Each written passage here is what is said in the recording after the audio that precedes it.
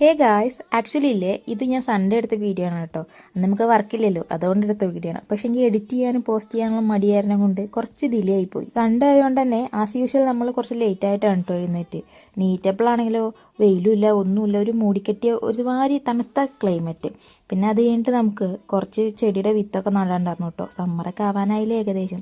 പിന്നെ വേണ്ട ഈ ഒരു ചെടിയുണ്ട്, ഇതിൻ്റെ കൂടെ ഞങ്ങൾ ഈ ഒരു ഇതിൽ വേറെ ചെടിയും കൂടി മേടിച്ചിട്ടുണ്ടായിരുന്നു. പക്ഷെ എനിക്ക് ചീത്തയായി പോയിട്ടോ.